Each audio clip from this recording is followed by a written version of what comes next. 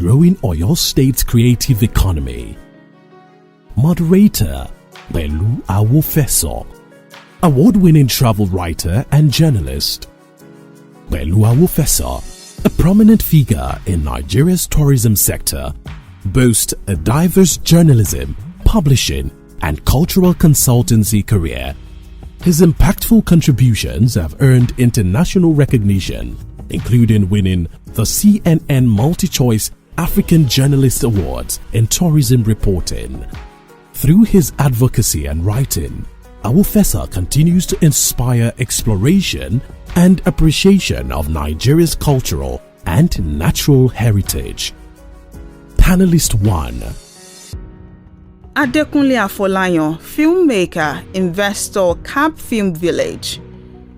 Adekunle Afolayan, the acclaimed movie producer, director, known as Nollywood royalty, transitioned from banking to filmmaking.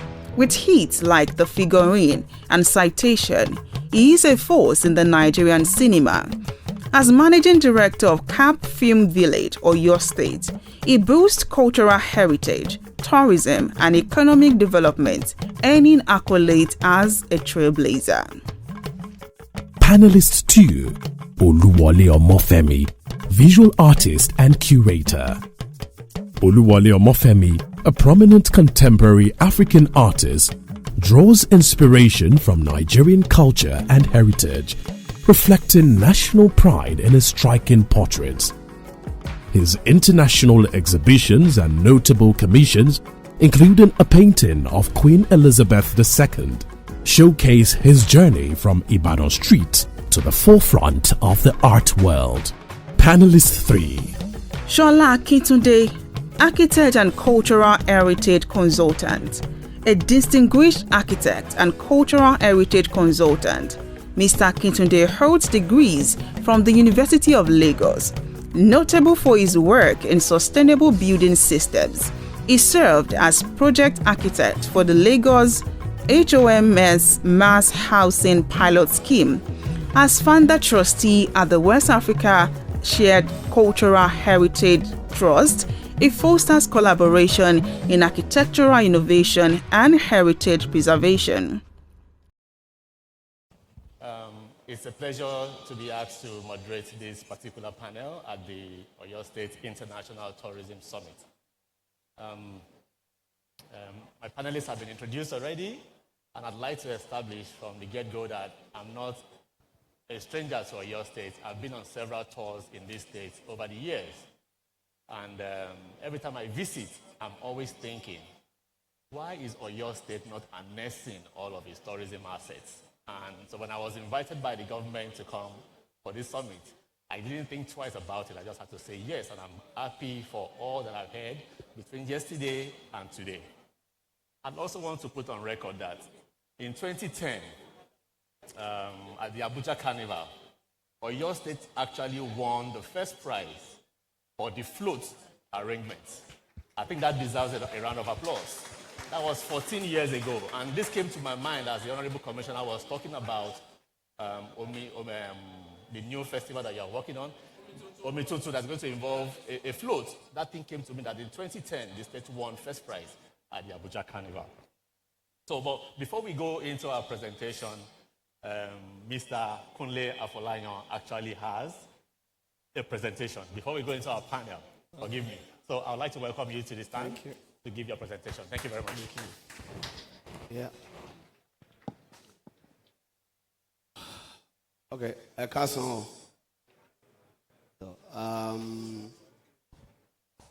First of all, I would like to say a very big thank you to Oyo State government for inviting me to be part of this, but most importantly for putting this together. I'm partly from Oyo. My mother is from Komu in Itesiwaju local government of Oyo State. And that was one of the reasons why I decided to do something, what I'm about to present to you in Oyo State. Of course, my father is from Kwara, and a lot of people have always wondered why not Kwara? I schooled in Kwara, I stayed there for some time, but I chose to do it in Oyo State, and you get to know why, or more reasons why I decided to do that. Can I have the presentation? So we have a place called Cap Film Village and Resort. Cap means Adekunle Afolayan Production Village, and Film Village and Resort. In 2021, we wanted to do the film Adekunle, and of course, a lot of times when we filmmakers want to do film, we come to your house begging to use your house, and if we want to do like village film, we'll go to some villages that have been modernized and all. But because our story is set in Oyo Empire, 17th century, it has to be Oyole. And if you go to even Oyole now, if you go to Igbeti or you go to Okeo or you go to all of those places, most of the houses there have been modernized. And we thought, okay, it's better for us to create everything from scratch. Then I told my crew members, some of them, my partner is also here, Mr. Shoyinka, and then Mr. Lawson, Theo Lawson, one of the best architects we have in the country, he just left, and I informed them, and we all took a trip to Komo.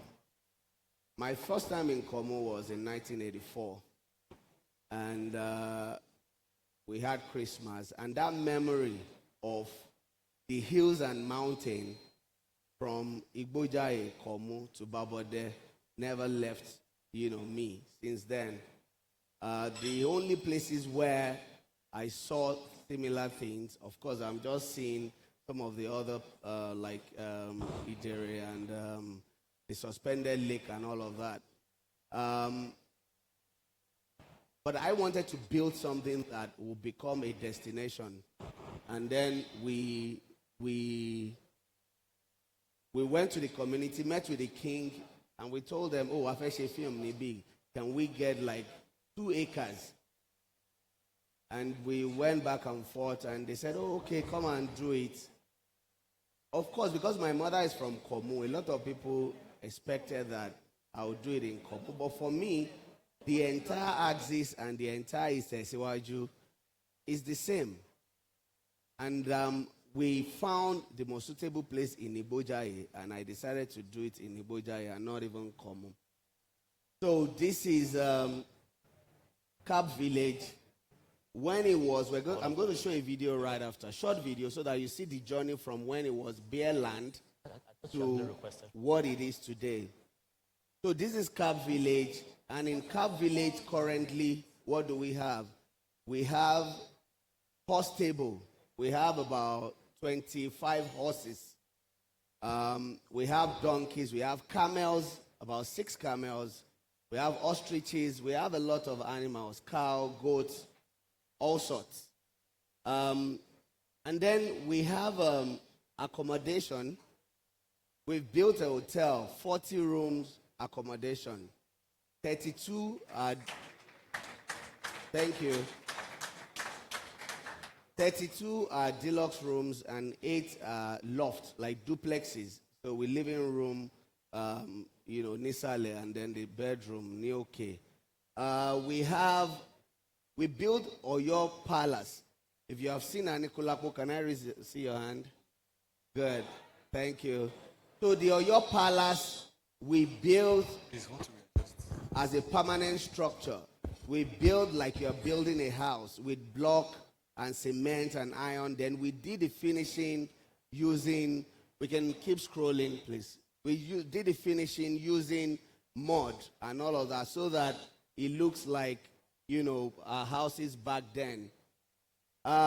We've also built, if you see Rise of the Spectre, which is the series, we built a new town. Rise of the Spectre has like 5 different towns and everything was built in that same spot. Right now we have about 50 acres of land, And that is where we built all of these structures. And it's going to keep expanding. Because in the future, why are we buying horses? Apart from using them in the film, we want to set up a polo pitch in Igbojaye. That was the video. It was supposed to be a video. And that is a big, as a matter of fact, it's some of the northern friends, like Nura, the DG of tourism institution, is also a polo player, and he was the one who helped me to get the first new set of horses, like 9 horses. Look, it's a big investment because every month we spend like 2 million feeding these horses and the other animals. 2 million naira. Not to now talk of, the staff and all the other people that are there. And we have not opened this to commercial. So you can imagine how we've been managing in the last 3 years. It's a big investment, on us. And the only things we've done there really was to show this film. We opened it up once during Christmas, and we said people should come and do Christmas getaway. And every day now, when we post pictures, people want to come there. But we can't allow them come because we have challenges. One of the major challenges was addressed by His Excellency yesterday. And that is the fact that for 3 years, we've been running diesel generator to power that place. When we were shooting Rise of the Spectre, we shot for 2 months, and we had over 800 people on that set. Because people will have to come from Oshun, from Ondo, because we will invite all the, our Iliri, we have association. So we have Tampan, we have ANTP, we have different versions. And what we like to do is to bring everybody together so that nobody is saying, my father and the Ogunde and the rest of them, they started with ANTP. But after them, new versions, started. But and those are the things we try to do, by creating, Cap Village, which will be a hub, to everybody. Can we go further? Okay, so these are set next. Now, go back, please. Now, if you look at this picture, it looks like you can see Netflix on it. It looks like Lagos or California or somewhere in East Cap Village. Those people in tuxedo, that's Cap Village. What we did was, after the film was done, I've always promised the community that they will see the film first. Even before it's finally released on Netflix or anywhere, I said that whenever we shoot, we will come and show to the community. And in the last 3 years, we've always done like open cinema, where outside we will put a screen, big screen, then we invite people from the 3 community, Komu, Igbojaye, Babode, and they will sit outside, we will do barbecue and drinks, and they will watch the films. And this is what we've been doing from the onset. So when we did, when the film was ready, we had a premiere in Lagos, and then we brought all the key people, and we brought them to Igbojaye, and we all dressed Atishete, Wagbada, and I thought, let's even look like we're in California or we're in Hollywood or somewhere. And I said, the dress code is tuxedo. So, and that is why we were dressed like that in tux. So I don't want to waste our time. I just want to say that I can tell you that this is going to be the biggest tourist destination in Oyo State, in Nigeria, if you ask me. Why? Because when people watch, there's Universal Studio in America. And they also have, in different places where people will watch a film and they'll be like, báwo náà ṣe mo fẹ́ wo ibi tí olórí Arọ́lákẹ́ yàrá tó ń sùn yẹn, mo fẹ́ wo ààfin ọba yẹn, and all of that. I came back from Cap Village yesterday, and 2 days ago, we just established another point where a foundation, because we want to build a new palace that we call Ede Palace. And we're building 30 houses like chalets, tó jẹ́ ìlú. So we are creating another ìlú that will be in season 2 of the series. So the investment is going to continue like that. And Atushe, why did we build the hotel? It's so that when people come, and we're also building another wing of chalets where tourists can come. You don't have to come and shoot film. You can come, take a break. You can even come from Ibadan. Because, the Monia Road to Iseyin, from Monia is like 45 minutes. Iseyin to Igbojaye Oyo is 1 hour. So if I leave my house in Lagos, it takes me 4 hours to get there. If I leave home 7 o'clock, I'm there by 12 o'clock. So it's really, I can go and come back the same day. And the portion of the road that is not too great is the one the governor has promised to help with. We also have water challenge, which I discussed with the governor yesterday. We've done about 12 boreholes. Only one is working. So we've had to go to different houses, stream water, treat it. So for 3 years, that is what we've gone through. So we need industrial borehole. We just paid 4 million for another one that didn't work. So we need, the state government to help to see to this. I mentioned it to the governor and he said he's going to help. Osinoni Igbojaye Komubabode, and the governor said he's going to help. And I'm going to rely on our honorable commissioner also because this is our thing and we have to make it work. On a last note, I just want to, can we scroll through? Let me just see. I just want to quickly run through more of the benefits to the state.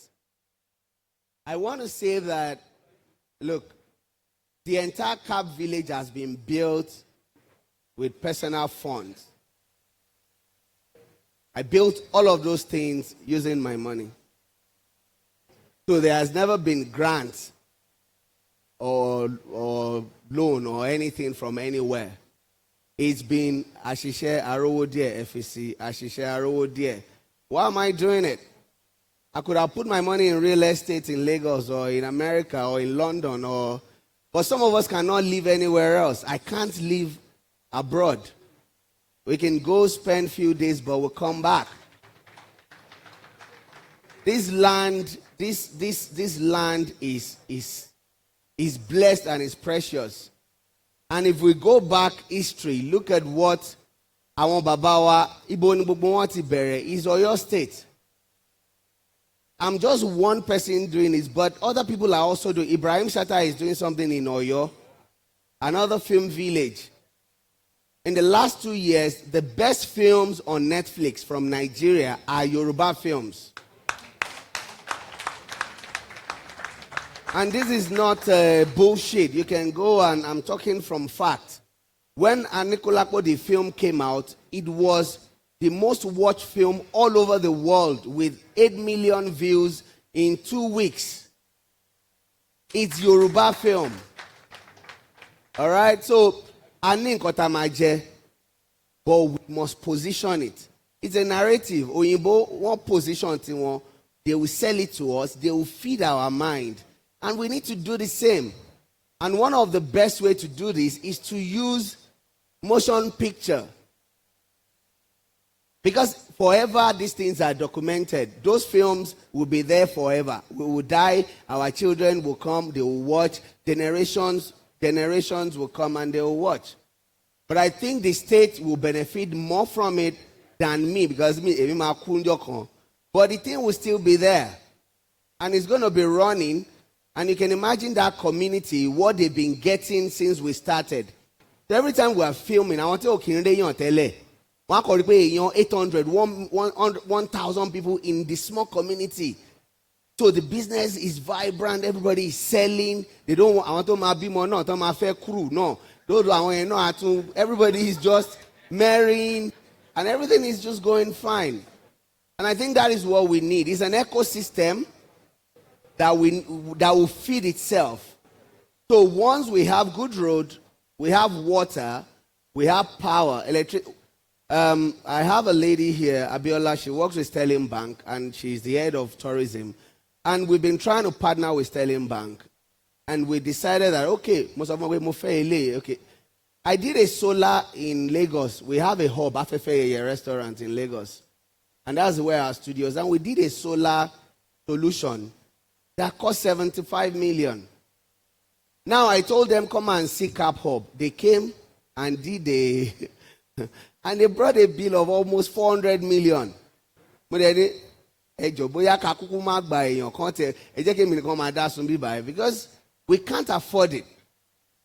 And we can't afford, we have 200 kVA generator, we have 100 kVA generator. We can't survive. So this is where, Honorable Commissioner, sir, we need you, and we need His Excellency's intervention. The road network is fantastic. Every day people call to ask, okay, people have asked me today, and I say, Lomi, we're not opening. Nino, I can't continue to buy 1,000 something per liter. It can't run. And we're just about to start another season. By August, a lot of people will have opportunity again because we're going to shoot the new season of Adekunle series. And Iruma Yalosibe, Oyinbo need DOP. Different people have been there from different parts of the world. And I think it's time, but we can't do much without the government. So we need the government. Thank you very much. Yeah. Thank you very much, Mr. Afolayan. That's so inspiring. I know I follow what you do, and you're a pride to our country, and I'm sure Africa is also proud of you.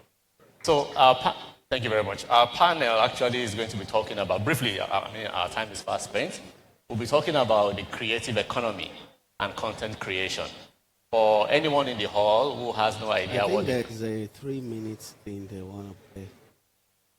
Okay, or is it after? Okay. Why is it supposed to show that? No, I think they have a 3-minute. After, okay. Yeah. Okay.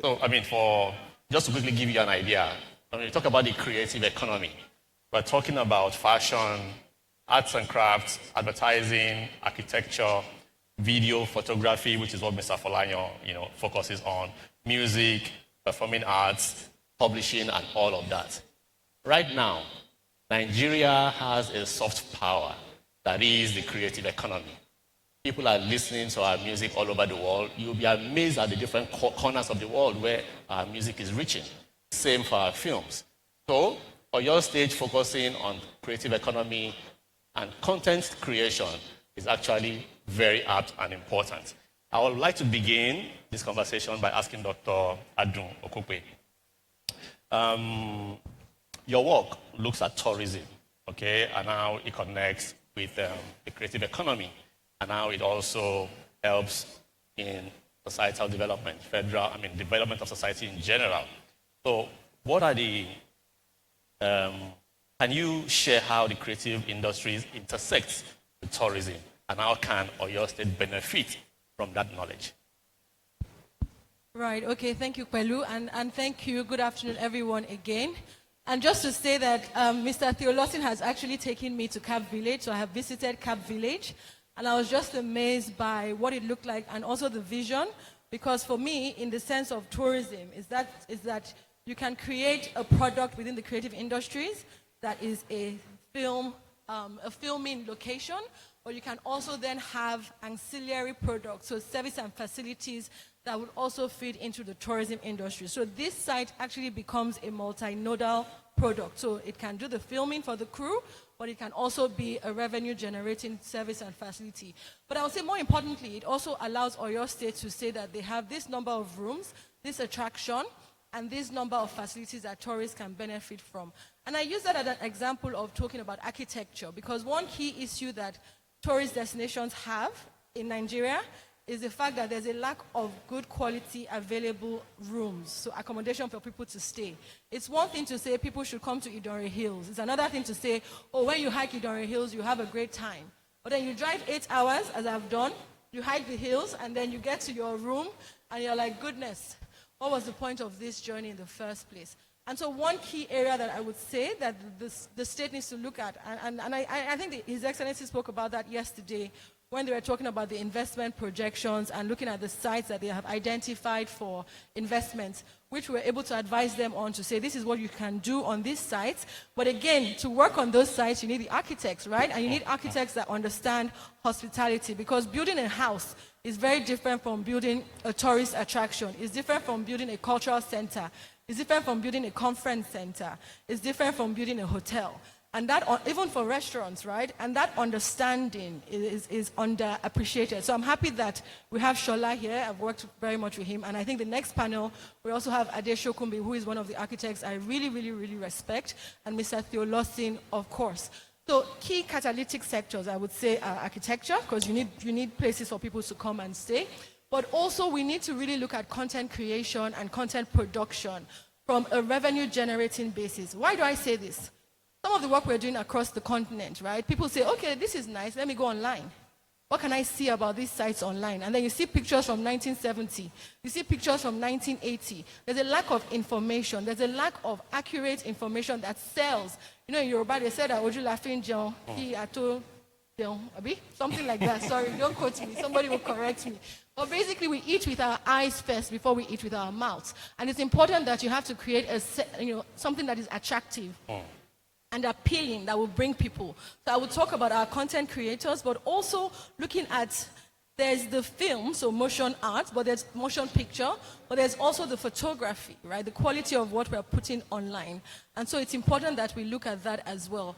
But another sector that I would say that is catalytic, and one of the projects we did for GIZ a long time ago when they were looking at employment and labor market for Nigeria, was identifying that fashion is actually one of the key sectors that the creative industries need to invest in. Why?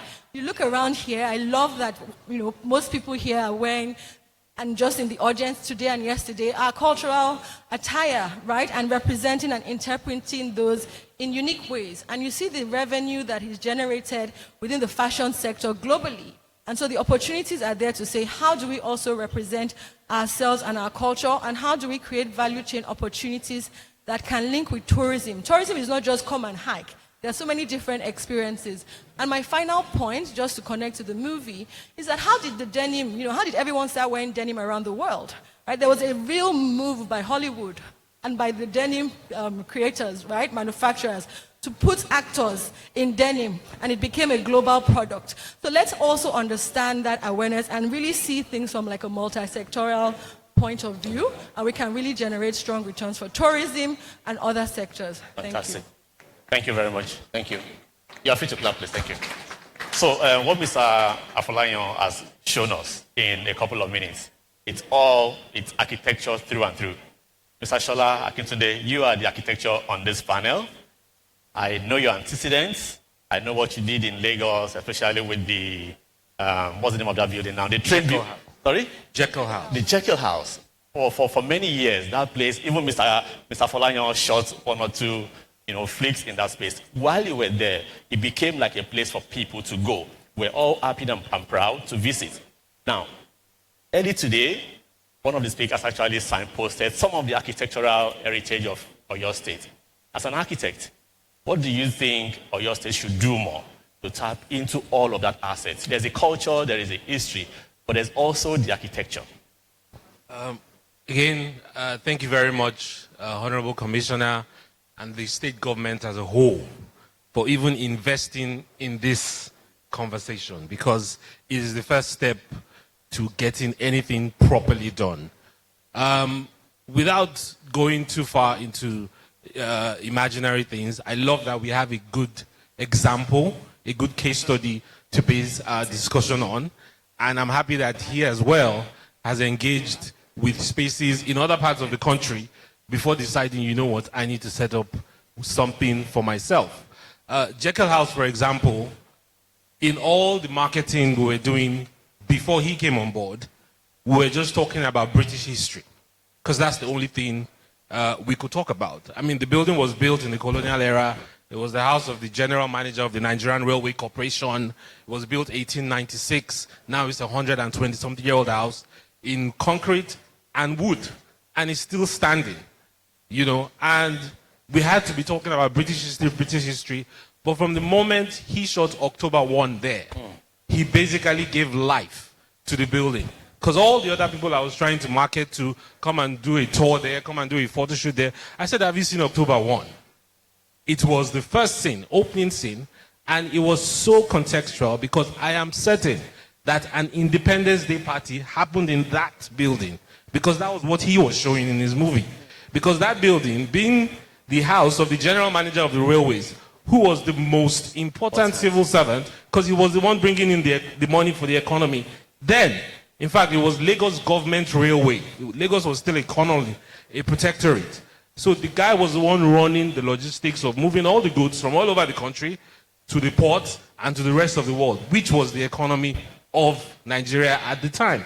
I mean, when even the Western region was involved in the cash crops, in all of that, you had to send it through Lagos. So that guy, whenever the Governor General was not around, he took, the reins for the civil service. So I'm sure the Independence Party happened there. And from then on, I could be talking about independence and the Nigerian side of things. And of course, in the movie, he showed from a village perspective, a prince coming back, having gotten a scholarship like all the princes did at the time. So the stories that emanated from his content gave life to the space. And I think that is really the example here. You go into a space and it is dead. And it is alive. The house is there 24 hours a day. People maybe come in the morning, leave in the afternoon, leave at night. But you need to find something that sustains the place. And from then on till now, the only thing that has been sustaining and keeping that building is the money we make from media productions. People come there for wedding photo shoots, fashion photo shoots. People come to do their weddings there. People come to do, we've done a lot of music videos. Don Jazzy, Tenny, all of them came. And, only we that are in the back end recognize these things. And we're so excited because it just gives life to the space. So I think that's one of the things. I've been to Maple Hall from, about the same time I used to work on Jekyll House. We used to do tours, train trips, even before the new line. We used to do Lagos to Ibadan. We'll go to Dominican Chapel, go to Maple Hall, go to Bowers Tower, another incredible architectural masterpiece. And we were just sad that we were the only ones doing that at the time. Because you go there, the tour guide is probably sleeping somewhere. You have to wake him up because nobody comes, and the guy is so excited to see somebody. And we usually come with foreigners because we have access to consulates. And they are looking for things to do outside of Lagos. They are hungry for it. With the train, in fact, I want to bring a train full of 120 consular generals and whatever. They're always happy to do it because Lagos is saturated. I'm sure that's why he ran away, because he has even done all there is to do with the space. And the state government supports. For Jekyll House, it was just a building with large expanse of land. Yes. And it was bush at the back, even when you came. The first thing that we were able to do was Lagos State enacted a law in 2011, the Listed Sites Preservation Law, that protected about 60-something buildings, and Jekyll House happened to be one of them. So anytime we're dealing with people internationally, we said this building is a listed building. Because all over the world, there's something called listing. And you go to a house, you have a plaque. Albert Einstein lived there as a boy. Margaret Thatcher, was born here. We don't have any of that. We have the opportunity for that in Oyo State. Lagos State gave us money to do the landscaping. And the first thing we did was clear the bush, do some garden, and again, the garden added life. Because all the media productions are in the garden. In fact, we started hosting movie nights. Like when he talked about the open air cinema, people were coming for almost nothing, 500, but they were coming in their droves. And anybody that comes, that leaves with a good impression, comes back with an army of 50, 100 people to come and do their event. I'm very proud to say Jameson, that is a big whiskey brand now, they started their promotions in Jekyll House. They are an Irish brand, 18-something. We are a British-Nigerian shared heritage brand, 1890-something. And the first event, the Jameson Connects that they do everywhere now, the first one was in Jekyll House. And it was free food, free everything. People didn't want to go home. In fact, in the videos online, some people, they didn't even know we had railways in this country. And so that giving life is what I think Oyo State needs to copy from other states and then deliver. Okay, thank you very much, Saki, today. Good example, media production in just one facility. imagine the life you brought in, imagine the revenue you brought in. I could just imagine Mapo Hall having the same effect on people. That place is so beautiful. So I'm coming to you, Mr. Afolayan. You've told us a lot about the Cap Village. But I'm going to ask you a question, but before you answer, we're going to watch a 3-minute clip, and then you'll answer the question.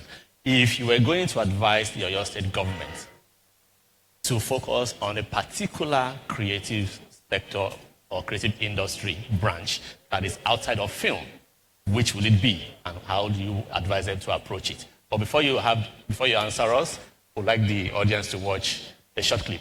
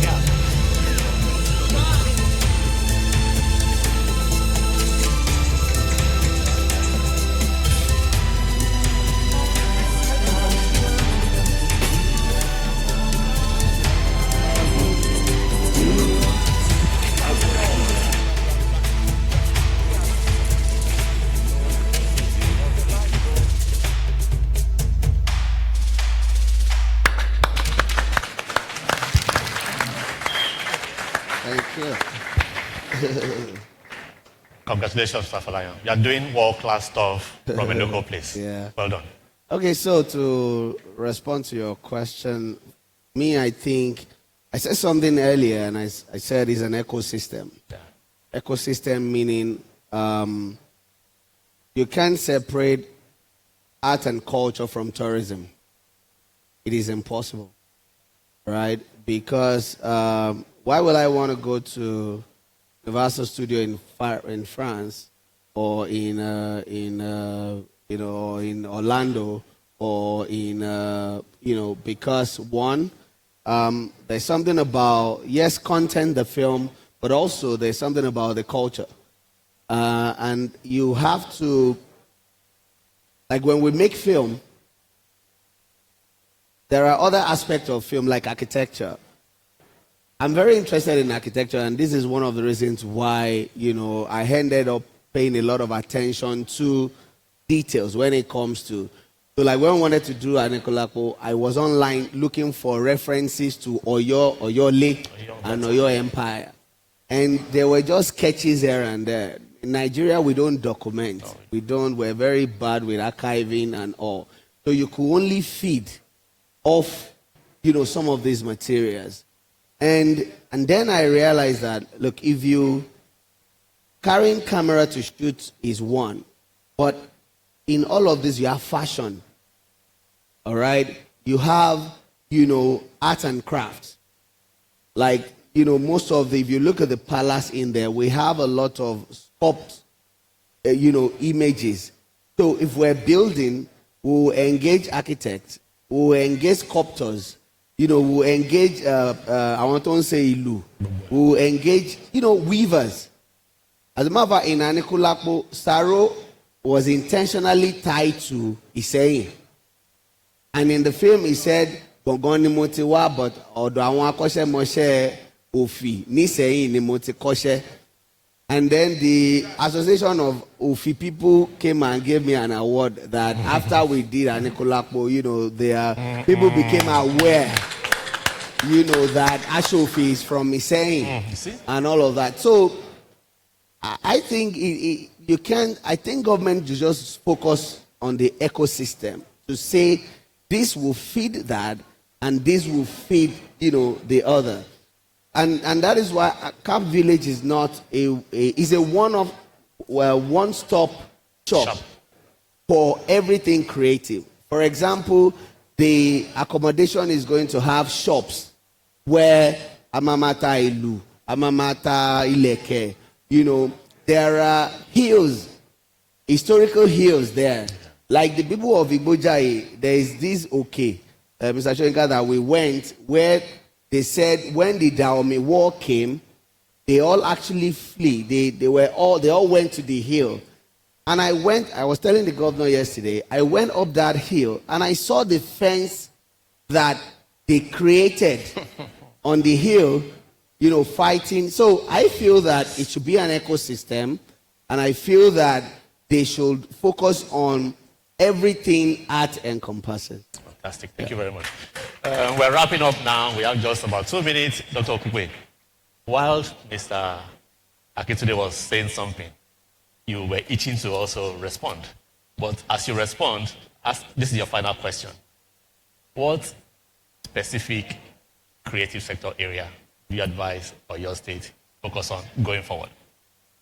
Okay, fantastic. Thank you. I think our time is up, but what I wanted to really just say is, Shola and I have worked on several projects, and one thing is that there's the state, like Kunle has said, creates the enabling environment, but also the citizens. I would say that Jekyll House, for example, I'm a member of Legacy Nigeria. He's a member of Legacy. He's also one of the trustees for Open House, and it's that sense of sometimes, yes, government is key, but that we citizens as well can come together as individuals to say this is a shared interest that we have and we want to push a cause forward.